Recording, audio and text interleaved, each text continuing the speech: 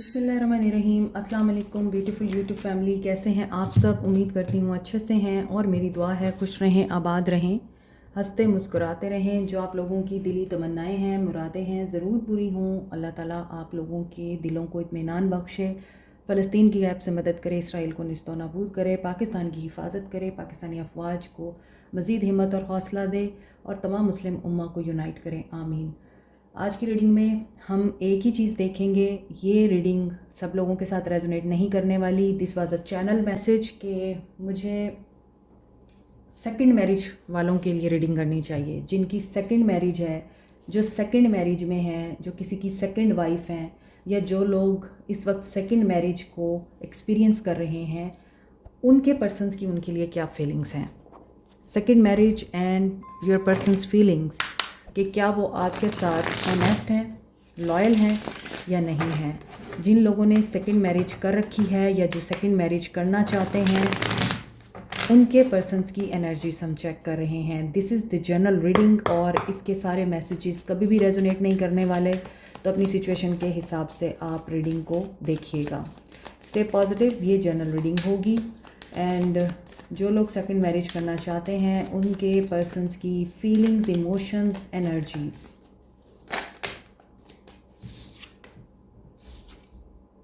I am sorry, apology आ रही है। मे बी कुछ ऐसा हुआ है आप दोनों के बीच कि ये पर्सन सॉरी है एंड स्ट्रॉन्ग, और ये अनएक्सपेक्टेड हुआ था। एक तूफ़ान आया था आप लोगों के दरमियान।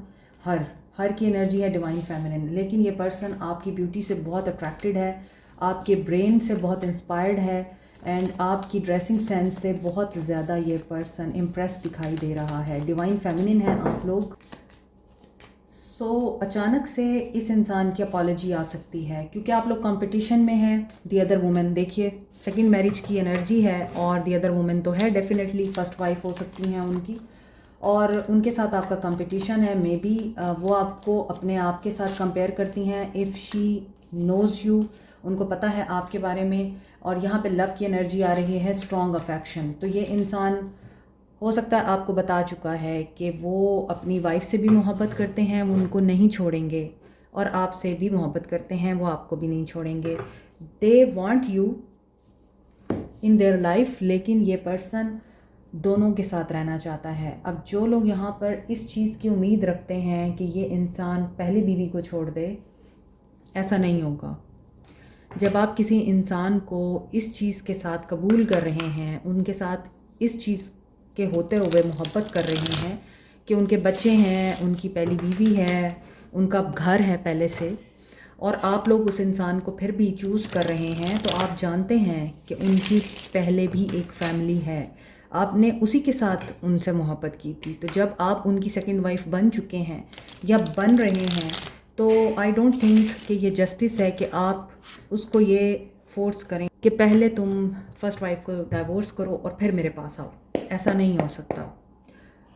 और इसीलिए आई थिंक ये पर्सन आपको छोड़ के चले गए, या आपकी शादी होते होते रह गई इनके साथ, या आपके साथ जो भी सिचुएशन बनी वो आपको पता होगा।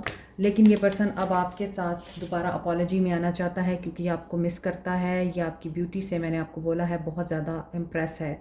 और यहाँ पे 2 ऑफ वांड्स, डिसीजन इनको लेना है, बट दे आर प्लानिंग। ये कार्ड्स भी गिरे हैं और मैं इनको नहीं लूँगी। आपके दरमियान अभी नो कांटेक्ट चल रहा है, लड़ाई हुई है। विक्ट्री आपको चाहिए थी या इस इंसान को? कार्मिक सिचुएशन है और शादी बीच में कार्मिक रोल प्ले कर रही है।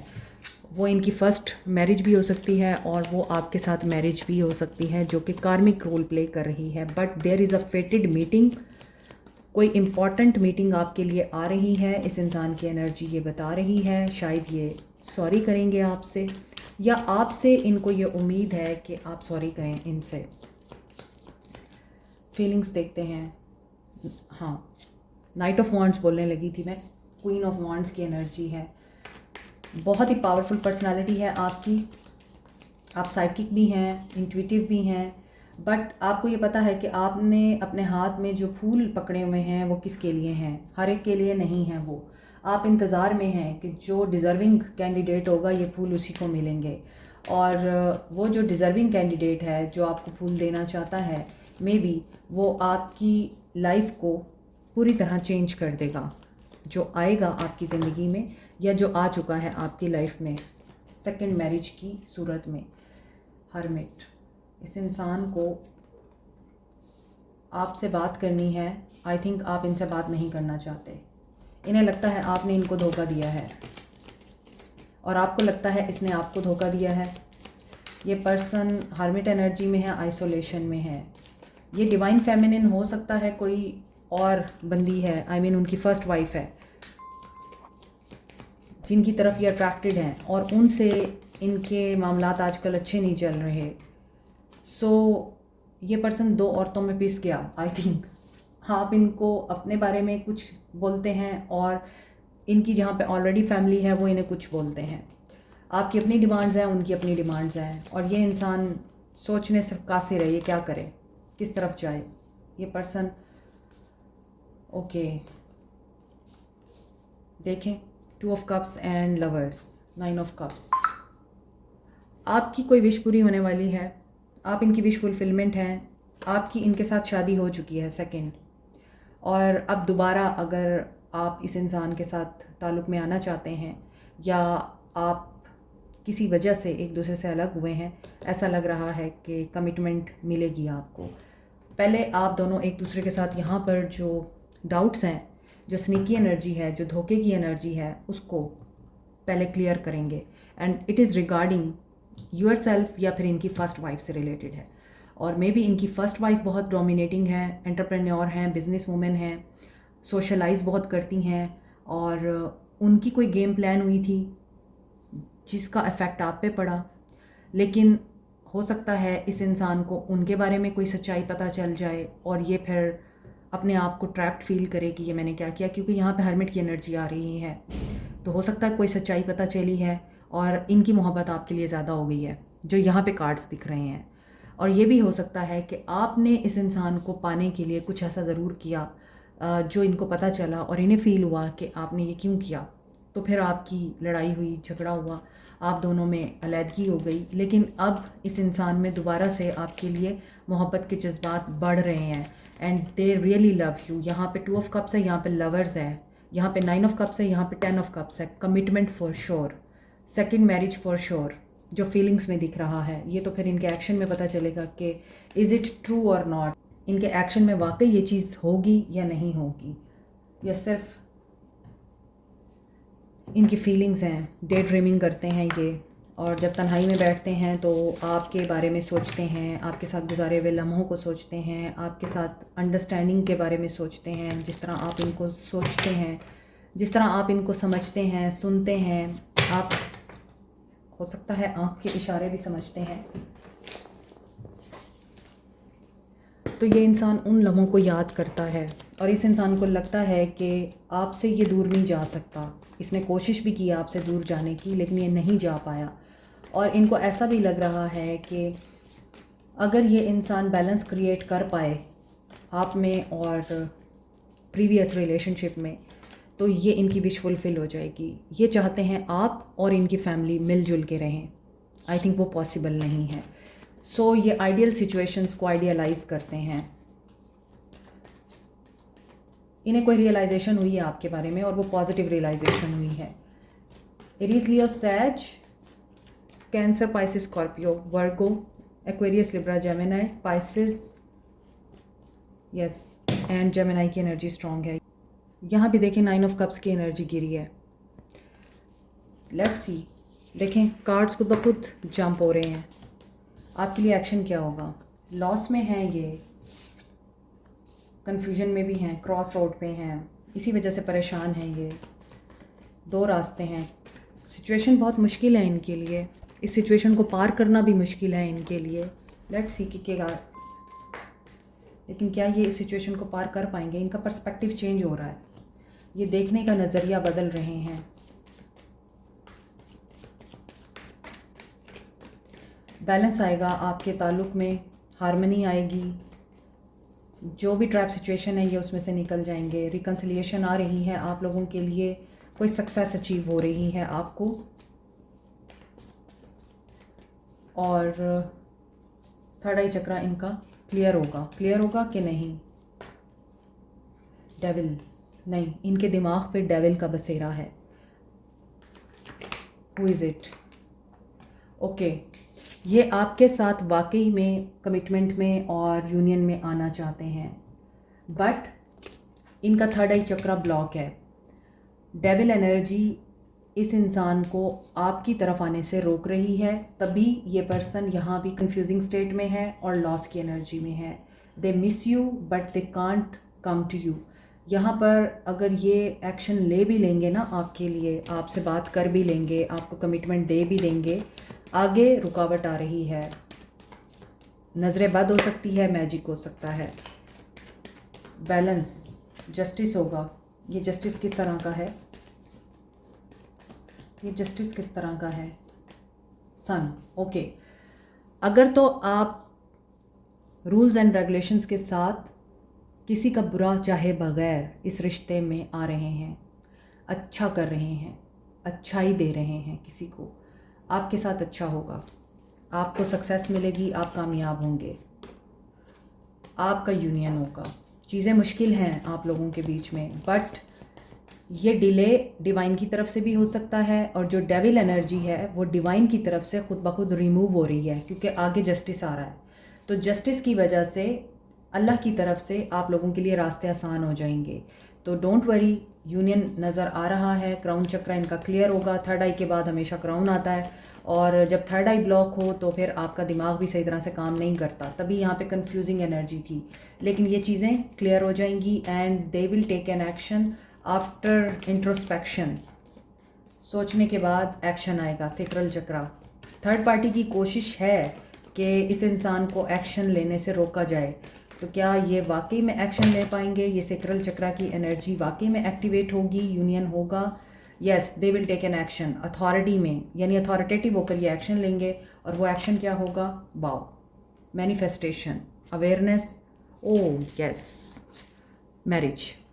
तो जो लोग मैरिज में आना चाहते हैं इस इंसान के साथ, सेकंड मैरिज करना चाह रहे हैं, सेकंड मैरिज कर चुके हैं, you are protected by divine.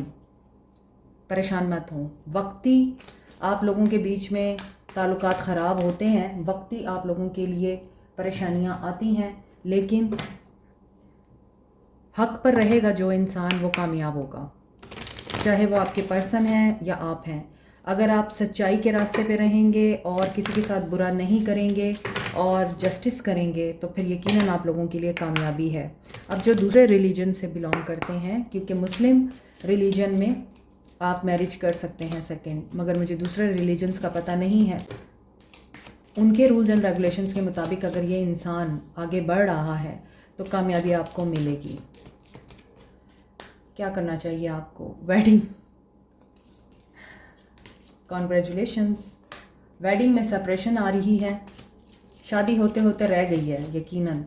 और मुस्लिम मज़हब के अलावा जितने भी मज़ाहिब हैं, उनमें अगर शादी करने के लिए पहली को छोड़ना पड़ता है या सेपरेशन में आना पड़ता है, तो ये इस चीज़ को कर रहे हैं, सेपरेट कर रहे हैं अपने आप को, अपने एक्स को रिलीज़ कर रहे हैं। तो आपके लिए, अगर आप इस सिचुएशन में हैं, आपको भी अपना एक्स रिलीज़ करना पड़ेगा। पास्ट लाइफ रिलेशनशिप है ये आपका, और आपको और क्या करना है? सोलमेट। मे बी आपने अपने सोलमेट को मैनिफेस्ट किया है और मुझे नज़र भी आ रहा है ही और she is deeply in love with you, and ये सोलमेट आपके लिए अनरिक्वाइटेड लव तो नहीं होना चाहिए। फिर आप अपना इंटरेस्ट क्यों लूज़ कर रहे हैं? अगर फाइनेंसिस एंड करियर का भी मामला है, तो फिर मोहब्बत अगर आपने की है या आप इस इंसान को पाना चाहते हैं, आपको फिर चीज़ें अपने हिसाब से मोल्ड नहीं करनी, बल्कि आपको गो विद द फ्लो की एनर्जी में जाना है। जो जिस तरह से जो कुछ हो रहा है, आपने उसी को ही फॉलो करना है। It can be true love for you. तो ये ना हो कि आप अपनी अना में आके या अपनी डिमांड्स ऐसी रख दें कि आपकी लाइफ का सोलमेट आपके सामने ही किसी और का हो जाए। तो ये आपने सोचना है। बट आपके लिए जो गाइडेंस आ रही है वो ये है कि अगर सेपरेशन है तो वो ख़त्म हो रही है। अगर आपने सेपरेशन की हुई है तो you should not do it. आपको अनब्लॉक करना चाहिए, इस इंसान से बात करनी चाहिए। मे बी उनको ये चीज़ फ़ील होती है कि आप इनसे अब डील नहीं करना चाहते, तो एक दफ़ा आप उनसे बात करें। फाइनेंसिस एंड करियर का इशू भी हो सकता है, और ये भी हो सकता है कि कुछ रिलीजियस मामलात हैं जिनकी वजह से आप दोनों एक होते होते रह जाते हैं, तो आपकी तरफ से भी ब्लॉकेजेस हैं, उनको रिमूव करें। उस इंसान की तरफ से जो ब्लॉकेजेस हैं वो रिमूव हो रहे हैं डिवाइनली, डिवाइन की तरफ से हो रहे हैं वो। पर्सपेक्टिव अपना चेंज करें। Soul messages, you are very special to them. Ace of wands, new beginning, they are attracted to you. If I ask you to stay would you leave. उन्हें पता है कि आप नहीं रहेंगे। I am addicted to you, ये आपसे addicted हैं, ये रेडी हैं किस चीज़ के लिए, ये आपको मिस भी करते हैं और यू आर रॉन्ग। उनको ये लगता है कि आप अपने कुछ मामलात में रॉन्ग हैं, आप बहुत जज्बाती फ़ैसले लेते हैं, अपने दिल की नहीं सुनते। I just dream and wish for everything. ये अभी गॉसिप्स भी नहीं करना चाहते, आपके साथ आर्गूमेंट्स में नहीं आना चाहते। And they are physically attracted to you, वो यहाँ पे फील हो गया था। And will you choose me, उन्हें यही इनसिक्योरिटी है कि आप उन्हें चूज़ करेंगे या नहीं करेंगे। तो 7-7 की एनर्जी है एंड 4-4 की एनर्जी है। स्पिरिचुअल अवेकनिंग के साथ चीज़ें बैलेंस हो रही हैं and 4 number is a number of marriage also. Persevere रहें, पॉजिटिवली मैनिफेस्ट करें, फेथ रखें एंड इस इंसान पर ट्रस्ट करें। ये आपके बारे में और अपने बारे में बहुत ज़्यादा कंफ्यूज्ड और परेशान है। I worry about us a lot, I dream about us a lot, ठीक है। I just dream A wish for everything. तो आप ये तीनों कार्ड्स देख सकते हैं कि इनमें इस इंसान की फीलिंग्स कितनी आप लोगों के लिए ऑनेस्ट और प्योर हैं। So claim this reading, like, share, subscribe, comment, press the notification button, bell icon also. Thank you so much. Take care. Bye.